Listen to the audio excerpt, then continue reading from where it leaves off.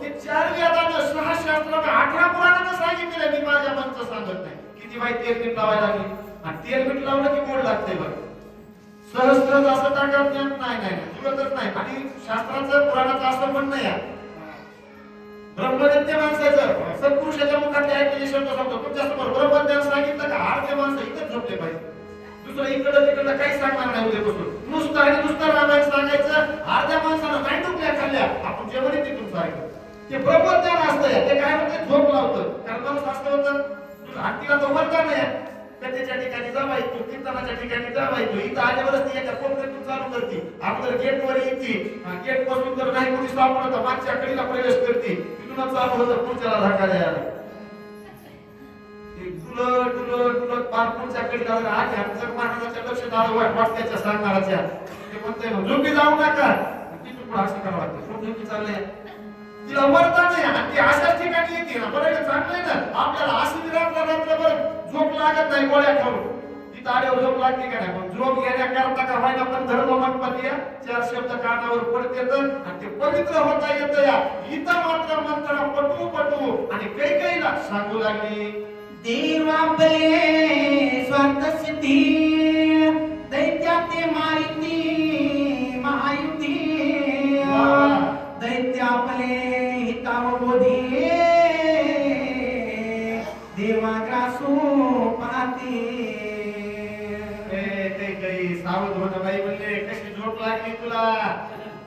देवाचं दैत्याचं ज्यावेळेस युद्ध झालं देव आणि दैत्य हे सावध नाहीत म्हणले आणि त्याच्यामुळं त्या दैत्याने आपलं हित ओळखलं कशामध्ये ती आणि त्याच्यामुळे म्हणजे युक्ती प्रवृत्तीनं या सर्व देवाचा म्हणजे द्वेष केला. कुणी दैत्यांनी राक्षसांनी. म्हणून तर देवाचं आणि दैत्यांचं त्या ठिकाणी युद्ध झालं आणि युद्ध होत असताना म्हणजे आपल्या हिताचं कार्य या दैत्यांनी केलं. म्हणले समुद्र मंथन की ज्यावेळेस झालं का तिथंही त्याने आपलं हित कशाचं हे पाहिलं आणि तू कशी अशी झोपी जाऊ लागली. तुला तुझं हित कळत नाही का म्हणले. असे म्हणताना बोलतात पाही पाशवानाची परी बांधू लागते कहारी तैसा कल हो राजपुत्री कैची मैत्री सापत्नी. काय तुला सांगून काही उपयोग नाही. मला नळी इकडून गेली सोनारे इकडून तिकडे गेले वारे तुझ्या डोक्यात काही राहत नाही. अरे पाहिना म्हणले या राजगादीसाठी या पदासाठी काय काय होतंय. माणसं काय काय उलाढाली करत्या. रात्रीत सरकार बदलतंय रात्रीत काही गडबड होतीये आणि तुझ्या कसं डोक्यात यायना म्हणले. याच्यासाठी जी काही असणारी ती श्वानाची काही अवस्था असते म्हणले आपापला भाग आपापल्याला प्राप्त करण्याकरता कितीतरी म्हणले काय करतात ते गोंधळ करतात एकत्र येतात आरुळ्या देतात.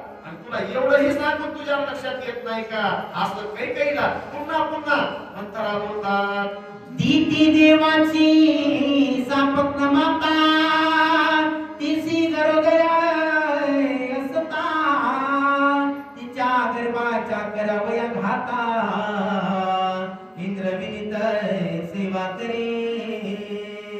द्वितीचे दैत्य आदितीचे देव त्या पुढच्या 2 सवती या इंद्राने काय केलं. 33 कोटी देवाचा राजा इंद्र पण द्वितीच्या गर्भामध्ये जन्मालाच येऊ द्यायचं नाही. इतका हा मुळातला द्वेषी मंत्रा सांगू लागला.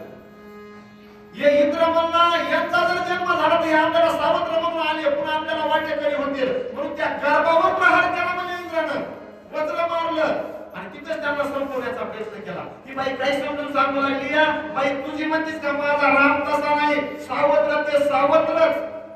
हे रामायणात या मंत्रेनं लावलेलं हे मुळे या आणि आज ही माणसं तसेच बोलते एकमेकाला. हा काय नाही काहीतरी केलं तरी वर माया रूपाशी निजरू बाया सख्या आईची तर सावत्र राहायला येत नाही. हीच मंत्र या ठिकाणी सांगते पाहुनिया विषमसंधी इंद्र तिचा गर्भवती वज्रे सप्त सप्त धाचे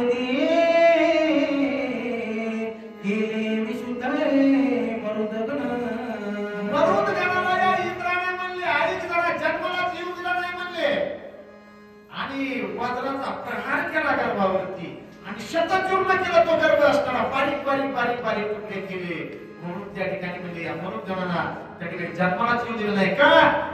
हे पाणी आधी वळण देवाने केलं म्हणजे काय त्याच्या बाबतीत, म्हणून हे मुळापासून चालत आलेलं आहे. सवती मत्सर, आणि हे सवती मत्सर असतोच म्हणले, ते कधीही एक होऊ शकत नाही. तू कुठल्या भ्रमामध्येच काही असं म्हणताना बोलते. या लागी सपदनासी तोर स्वभावे सदा नित्य वैर, आणि नसी तू विचार मदची पामर तू मनसी, मदची पामर तू मनसी.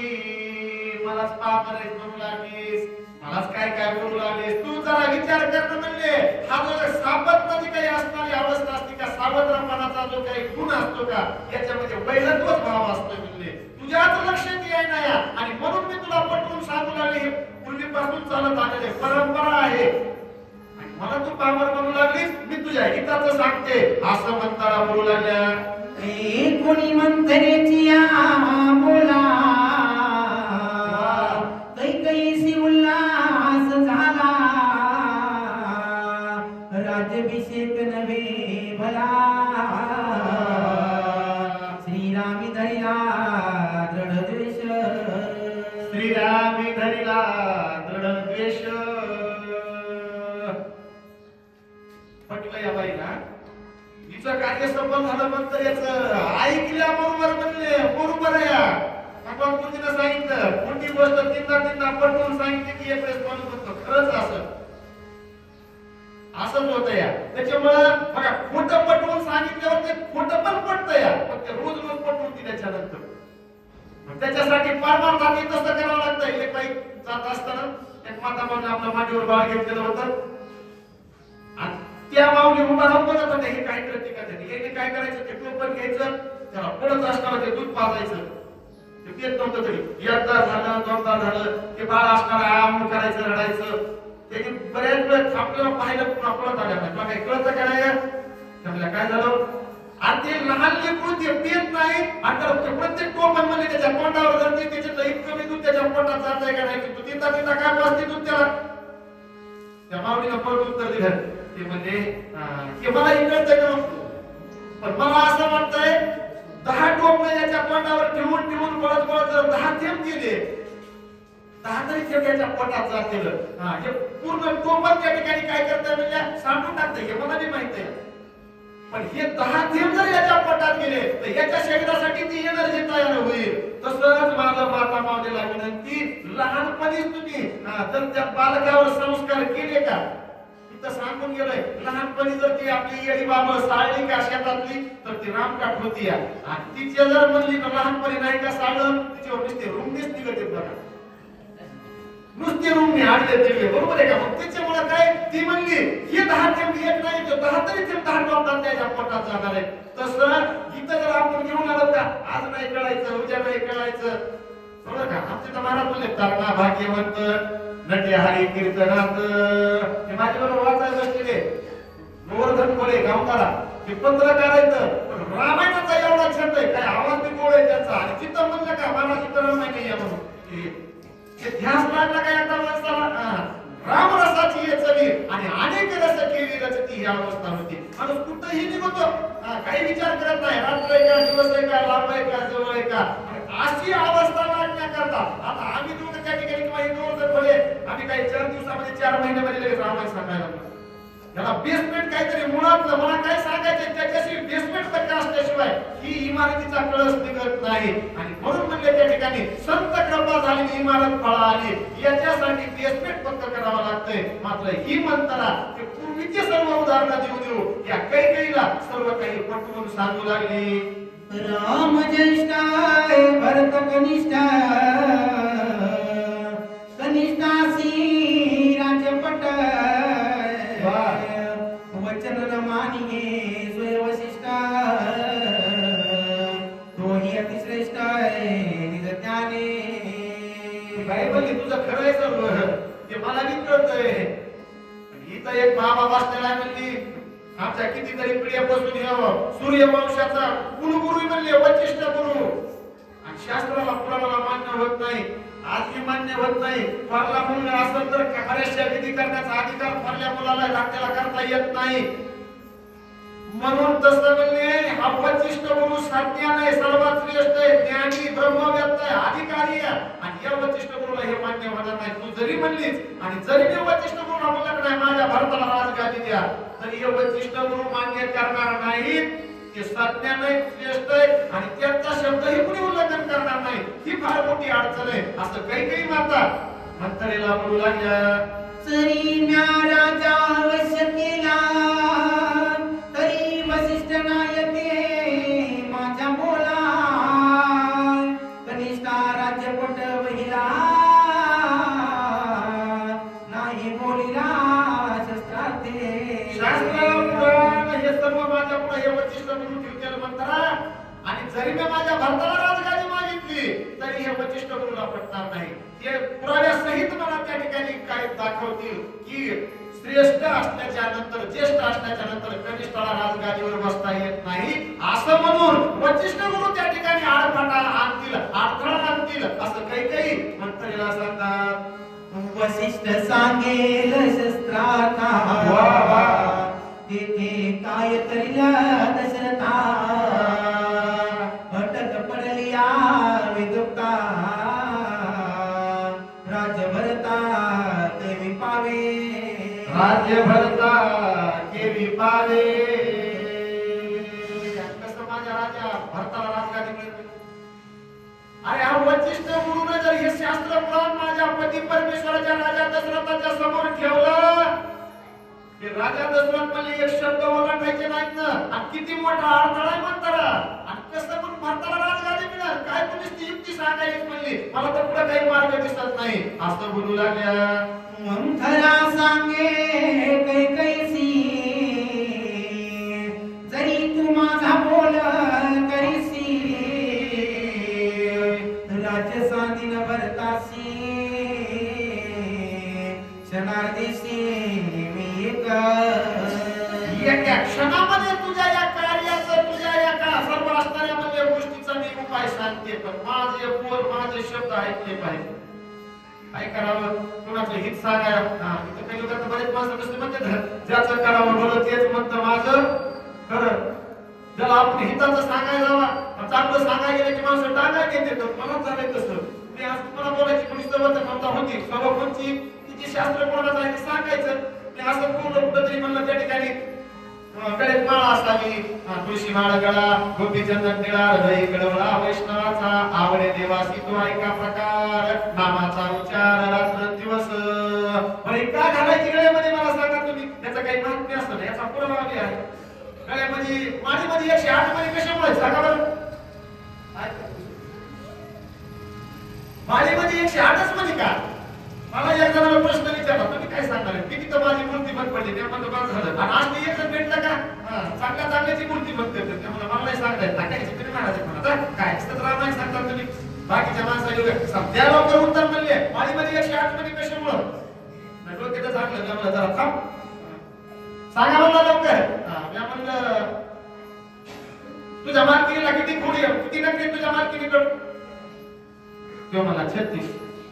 आणि मी म्हणलं तुझ्या अंगात किती खोडी येतात, ते मला 72. मी म्हणलं करतो तिची बेरीज झाले का 108.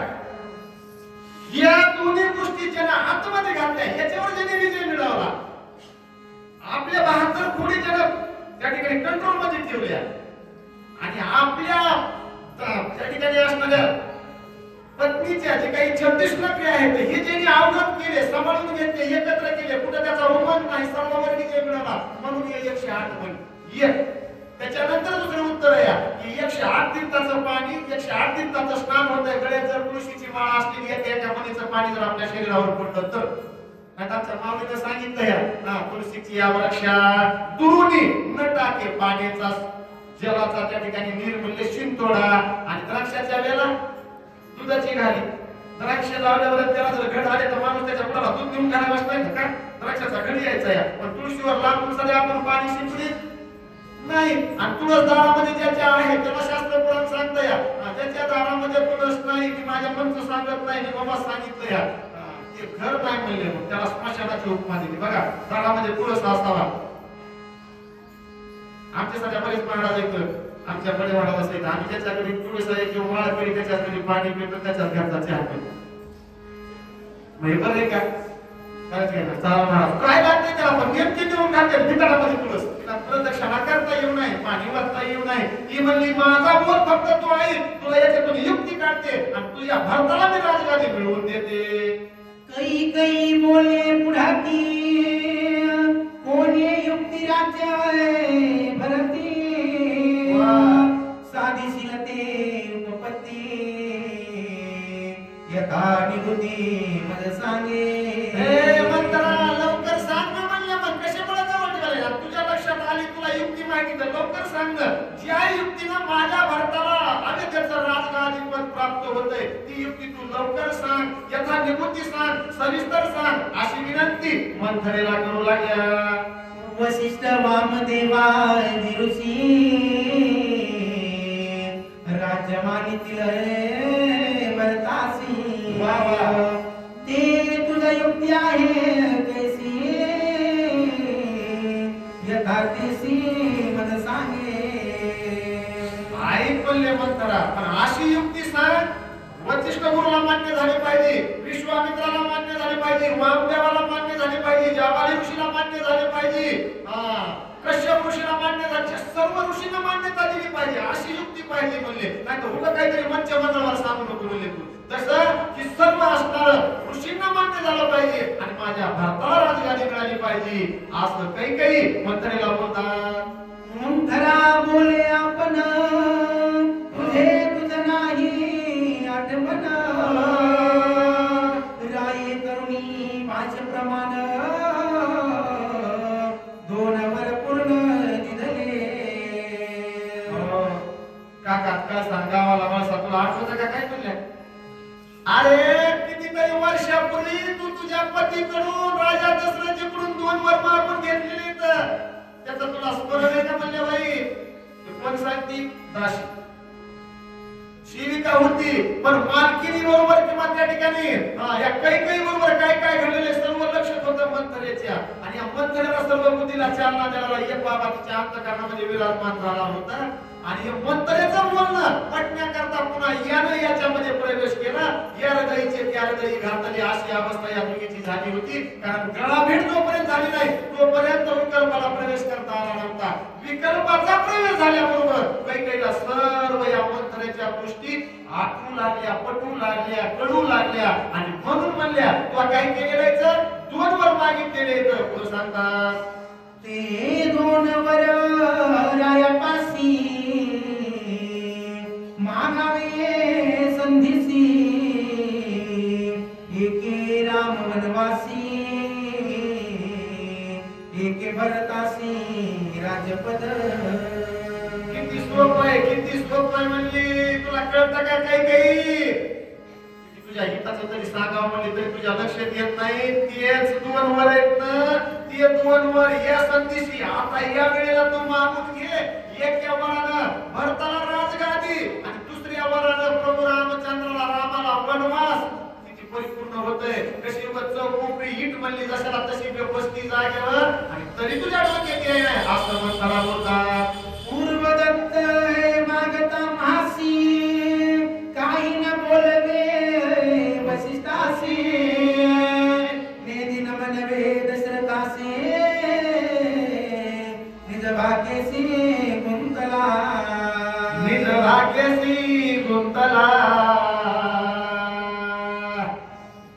आपला पक्क बुद्ध्या जातं म्हणले कोण? तुझा पती परमेश्वर राजा दशरथ. आणि हे दिलेले वर आहेत की सूर्यवंशाची गिरदावळी प्राण जाय पर वचन न जाय रघुकुल रीत सदा चली आई. प्राण जाय पर वचन न जाई. मंत्रेला असे दुःखीनच माणसाला सापडली पाहिजे. काही महिन्याला दुःखीनच माहिती असते. कुठं थांबवायचं आणि दुःखीनच लक्षात आली का मग सर्व काही आपलं कार्य सिद्धीला जात आहे. तसं मंत्रा म्हणली की मागितलेल्यावर राजा दशरथाला देवाच लागणार आहेत आणि नाही दिलं तर सर्व पूर्वज नरकाला जातील आणि हे वचिष्ठ गुरुलाही मान्य होणार आहे. मागणं लवकर तू असं बोलू लागल्या. कोणी मंथरेचे वचन कैकैसी विस्मयपूर्ण उपजे कुंदवती सज्ञान वरदच पूर्ण तुझा आहे. आपल्या हिताचं सांगितलं होतं. वा वा वा म्हणता आज तू एवढी सज्जन गावापासून झालीच, एवढं ज्ञान तुला कुठं प्राप्त झालं म्हणजे मला दिलेले वर माझ्या पती परमेश्वराला ते तुला स्मरण राहिलं. काय बाई सुज्ञान आहेस तू, किती तुला बुद्धी आहे, किती तुझ्याकडे ज्ञान आहे आणि दुसऱ्याचा माझ्या हिताविषयी किती तुझी तळमळ आहे असं त्या ठिकाणी. आणि कैकेयी माता मंथरेला बोलतात, मजरायाचे वरदान परी माझी मज नाही आठवण, त्यांचे समयी स्फुरले ज्ञान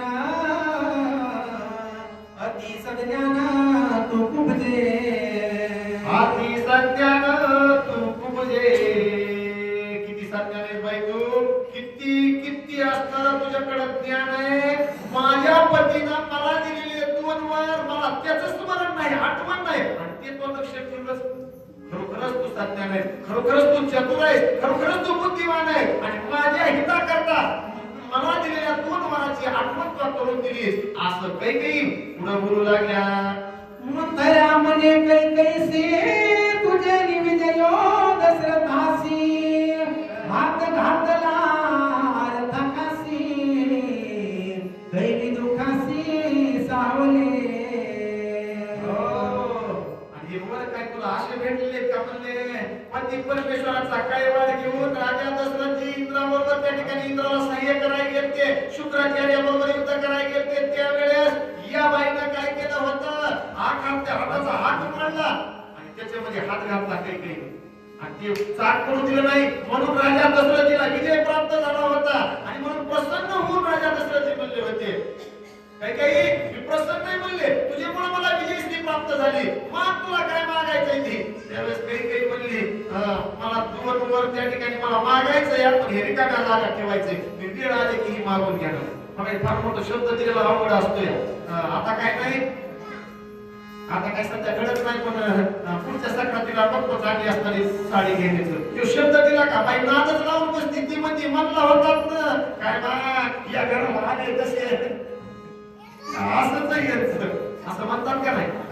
आणि त्याच्या पुढे म्हणतात तुम्ही आता इकडे नसतात म्हणत आमच्या तिकडे म्हणतात काय सांगायचं महाराज, मी म्हणून राहिले नाही त्याला हातात धराव नाही, याचा स्वभाव तुम्हाला माहित नाही का, तुझ्या माय बापाने गाठ बांधून दिली. पण त्याच्या पुढचं मी सांगतो, शास्त्र पुराण असं सांगतंय, बांधिल्या खुंटाशी धेनूचे चरणे, दिल्या घरी राहणे कन्येचे. ज्या घरी आपल्याला बोल लावून दिला त्याच घराचा प्रपंच पूर्ण करणं, त्या ठिकाणी राहणं हे कन्येचं काम आहे. आणि ज्या खुंटाला बांधलंय त्याच्या पुढे वैरणी येऊ द्या, काही नाही येऊ द्या, जे टाकील ते खाण्याचं काम धेनूचं म्हणजे गायीचं असतंय. म्हणून गायीची धेनूची उपमा दिली मुलीला की बांधल्या खुंटाशी धेनूची चरणे आणि दिल्या घरी राहणे कन्येचं. परंतु या ठिकाणी असणार मंथरा सांगू लागले कैकेयीला बाई तू खरोखर म्हणले सज्ञान आहे आणि खरं म्हणले ही वर तुला कशामुळे मिळाले होते, तर तुझ्या पती परमेश्वराला विजय प्राप्त करून दिला होता, हातामध्ये हात घातला होता, हे सगळं असणारं सांगू लागल्या. संग्रामी रथ चक्राचा लोट तुझा बाहू व्हावा पिट, कैसे मी धरवला नीट ते मला स्पष्ट सांगा.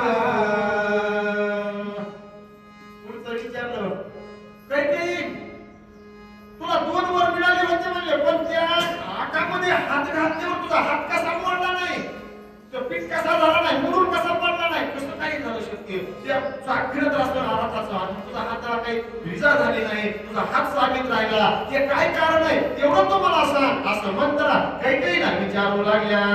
ऐकता मंथरेचा प्रश्न कैकेयी उल्हासे संपूर्ण, सागे ऋषीचे शापवचन आणि वरदान दयाचे. हे शब्द बोलल्याबरोबर कैकेयीला स्मरण झालं आणि ज्या ऋषीचं जे शाप वचन होतं, जो शाप मिळाला होता त्याचंही स्मरण झालं, त्याच ऋषीनं उशाप दिलेला होता, वरदान दिलेला होता, या दोन्ही गोष्टीचं स्मरण झालं. आणि कैकेयी पुढे काय बोलू लागल्या, पितृग्रही माझा बाळपणा तेथे आला ऋषी संज्ञाना, कुशासन कुशावरणा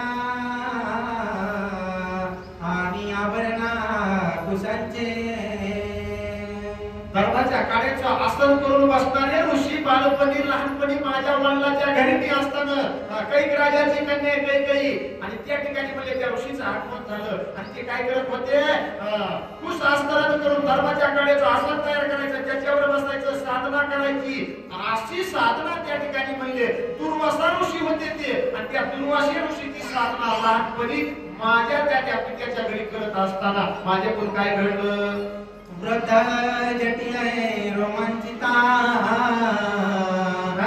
ते केले हो वंचिता वापुया दाविया ती निंदिता तरी समायुक्ता महाऋषी काय केलं म्हणजे उन्हाळपणामध्ये होतं महाराज आपल्या काही इथून मागाड्या झालेल्या चुका असते आमचे महाराज म्हणले मागे झाले पाहू नका पुढे जामीन आहे तुका पूर्ववयी केले पाप उत्तरवयी भजन सम्यक सर्व दोष नाहीशे होऊन शेकी उद्धव लोक मिळतसे अशी गरुड पुराणामध्ये वही आता बरेच माणसं याच्यातून दिसत काय महाराज आम्ही खाऊ नाही ती खाल्लं पिऊ नाही ती पिलो आता कशाची माळ आम्हाला असं काही नाही महाराज म्हणले माझे झाले पाहू नका पुढे जामीन आहेत का मी तुमची जामीन घेतो म्हणले त्याच्यानंतर दुसरं सांगितलं की बा पूर्वबाई काही केली असू द्या अवस्था बदलली का व्यवस्था बदलत असते बरोबर आहे का एखादं व्यसन करावं किती वर्ष करावं काय करावं यालाही मर्यादा आहे आणि कुठेतरी आपण जर मार्ग धरला का त्या ठिकाणी आता तरी पुढे आज बोध झाला का आजपासून सुरुवात करा शुभश्य शीघ्र चांगल्या कामाला ऋषी करायची मुहूर्त बघायची गरज नाही आणि तसं म्हणल्या ते ऋषी कसे होते जटिल होते जटा बळवलेल्या होत्या अधिकार संपन्न होते वेद संपन्न होते आणि वैवृद्ध माणसाची चेष्टा करावं का म्हाताऱ्या माणसाची गाडीत प्रवासात पहिलं व्हायचं बघा वैवृद्ध माणसासाठी कुणी जागा देणार नाही म्हातारीचं काय काम आहे की पुढे पुढे निगेटिव्ह असं म्हणते आता तू काय कशीच राहणार आहे बाई काय सांगाय तुला मी म्हातारच व्हायचंय ना बरोबर आहे का आमच्या महाराज म्हणले जे का रंजले गांजले त्यासी म्हणे जो आपुले तोची साधू ओळखावा न देवते त्याची जाणावा पण आता कलियुगात कसलंय जे का सजले धजले त्यासी म्हणे जो आपुले असे साधू ओळखायचे चांगले पांढरे कपडे दाढी बॉडी गाडी असते की वा वा वा वा लय महाराज माऊलीने ज्ञानेश्वरीमध्ये सांगितलं महत्व हरवी चातुर्य लपवी पिशेपण मिरवी जगा माझी ज्ञानी माणसं वेड्याचं सोन घेत असते कोपरा धरून राहणार ते म्हणत नसते इसरत नाही का सांगितलं ना पूर्ण भरलेले घागर कवा इसरत नाही आरतीच खळखळ वाजत असते काही काही म्हणत मला लय प्रमाण येते मला लय कीर्तन येते मला लय तोंडानं सांगता का निंदा आपला स्तुती देवाची करावी कीर्ती मानवाची वर्णन नाही त्या ठिकाणी बोलायची तर देवाचंच बोला त्या ठिकाणी माणसाची कीर्ती कशाला वर्णन काय स्वतःच मी आणि माझे हे विसरले जायचे अंत करणं पाठाने नंतर संन्यासी जाणं तोची म्हणजे ते विश्वाची माझ्या घर आयशी मध्ये जायची स्थळ स्थिर टिकवून चराचर आपणच झाला एवढं तिला जावं लागतं या काही नाही मला तुमच्यामुळं झालं आपल्याकडे काही ज्ञान नाही मी अल्पज्ञानी अल्पमती अल्पबुद्धी मी लहान आहे त्या ठिकाणी लहान पण देवा जेव्हा मी पुन्हा म्हणून मी जर निघून गेला का तर टिकतोय बघा मग तसं या ठिकाणी म्हणले काय झालं अशा व्रत साधूची मी चेष्टा केली त्या ठिकाणी लहानपणी म्हणले आणि चेष्टा केल्यामुळं ते काय झाले म्हणले कृताविष्ट झाले रागावले माझ्यावर आणि त्यांनीच मला पुन्हा क्षमा केली हे पूर्व करणार काही काही मंत्रेला सांगतात उगे दे पुण्या ऋषीशी म्या त्याची नाकी शोभ पावनिया तापसी अति आवेशी शापिले बसव का नाही बारीश स्तुती त्या ठिकाणी कळत नसतं होतच असतं आणि म्हणले मग त्या ऋषीला मी खेळत खेळत काय केलं म्हणले गेले आणि तोंडाला कावळत लावलं कुणाच्या दुर्वासा ऋषीच्या त्याच्यातील ऋषीच्या आणि मग म्हशी लावून म्हणले त्या ठिकाणी हे कृत्य माझे कोण घडलं त्याच्यामध्ये ऋषी क्रोधायमान झाले आणि ऋषीकडे काय असते मग घेणं नाही देणं नाही संन्याशाकडे काय मागणं पुढं फुकुटावलं त्याला काय घेणं देणं असते जरी झाला संन्याशी मध्यान्याशी तोंडवासी दुपारची वेळ झाली का ते जेवणाचा विचार करतात पाच घरी भिक्षा मागतात संन्यास सर्वाचा ज्याला न्यास केला त्याचं नाव संन्यास बरोबर आहे का आणि संन्यासाला काय घेणं नसतं त्याच्या ऋषी म्हणले क्रोधाविष्ट झाले तोंडाला काढा लावल्यामुळे आणि शाप दिला म्हणले काय शाप दिला नाना परी तू मज निंदिसी ते तू जगी निंद होसी शाप मागावया त्यासी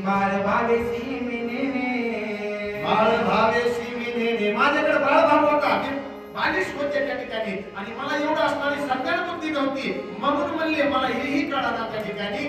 त्याच बाळभावानं मी काय केलं म्हणजे अज्ञानपणामध्ये 22 वयामध्ये त्या ऋषीकडे हात जोडले, उशाप मारण्याकरता गेले. मात्र त्याच्या अगोदर त्यांची मी काय केली, निंदा केली, छळण केलं, त्यांच्या तोंडाला काळं लावलं. हे लहानपणी माझ्याकडून माझ्या वडिलांच्या घरी हे कार्य घडलं होतं बाई असं काही आणि मंथरेला सांगतात. मसी लागली माझी तोडी ते तू जगी होशील काळ कोणी अपेक्षाची भोवनी मुळी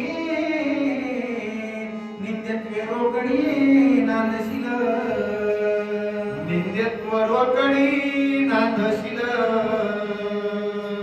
तुला निंद्यत्व येईल, जगामध्ये तुझं तोंड काळं होईल. म्हणून आमचे बाबा म्हणते देव तर काहीच करत नाही, आपले कर्मच आपल्या सुखाला दुःखाला कारणीभूत असते. जैसा कर्म करेगा इंसान वैसा फल देगा भगवान, यह है गीता का ज्ञान. कर्म तेरा अच्छा है तो किस्मत तेरी दासी है, मन तेरा साफ है तो घरने मथुरा काशी है.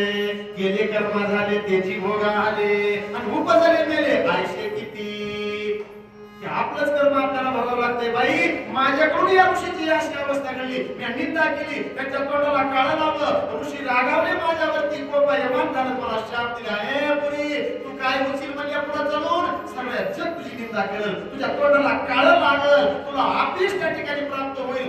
असा शाप त्या ऋषीचा मला प्राप्त झाला होता. की काही आणि मंथरेला सांगतात. देव पूजा विसरला शोभक्ती त्यामुळे दिदली त्याचे हाती तिनी वदला कोर दुक्ती एक तुझ प्रती सांगते. आणि मग म्हणले एवढं होऊनही देवपूजासाठी पाणी दिलं म्हणजे देव ते ऋषी रागावले, सर्व झालं, काही शाप दिला मला. तरी म्हणले मी त्या ठिकाणी काय केलं, त्या ऋषीच्या समोर गेले आणि त्यांनी मला काय केलं म्हणजे पाण्याचं कमंडलू मागितलं. त्याच्या शिरपमध्ये मी तत्पर राहिले. त्यावेळेस म्हणले त्यांनी पुन्हा त्या शापाचा उशाप काय दिला, काय वरदान दिलं ते मी तुला सांगते. येण्याची हाते व्रातराशी संग्रामी तो साह्य होसी वरद द्विपती पासी तू पावसी राजबाळे. आणि मग त्यावेळेस म्हणजे काय होईल, तुला तुझ्या पती परमेश्वराला युद्धामध्ये सहाय्य होशील, तुझे पती परमेश्वर तुझ्यावर प्रसन्न होतील. आणि त्यावेळेस मी तुला असं वरदान देतो की तू जरी त्या ठिकाणी म्हणले काय करशील, ते हात असताना त्या हातामध्ये जरी घातला तरी माझं असं वरदान आहे की त्याच हाताच्या सहाय्यामुळं तुझ्या पती परमेश्वराजवळ तुला असणारा त्या ठिकाणी म्हणजे काय होईल, जागा होईल. असं मी वरदान देतो. नवीन विजय प्राप्त होईल आणि तुझेच पती परमेश्वर प्रसन्न होऊन तुला 2 वर देतील. हा माझं वरदान आहे, हा वरद आहे. असा औषध किंवा वरदान त्याच ऋषीने मला दिलं होतं. म्हणून माझ्या हाताला त्या ठिकाणी काही झालं नव्हतं. ती पूर्वकथा काही या ठिकाणी असणारी आणि सांगू लागली होती. पुंडलिकावर हरी विठ्ठल श्री ज्ञानदेव प्रभु रामचंद्र भगवान की जय. पवन सुत हनुमान महाराज की शांती ब्रह्म एकनाथ महाराज. शिव पार्वती पते शिव हर हर हर हर.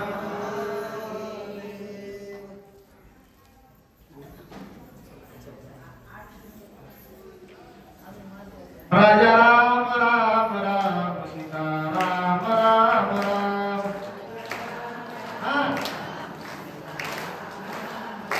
राजा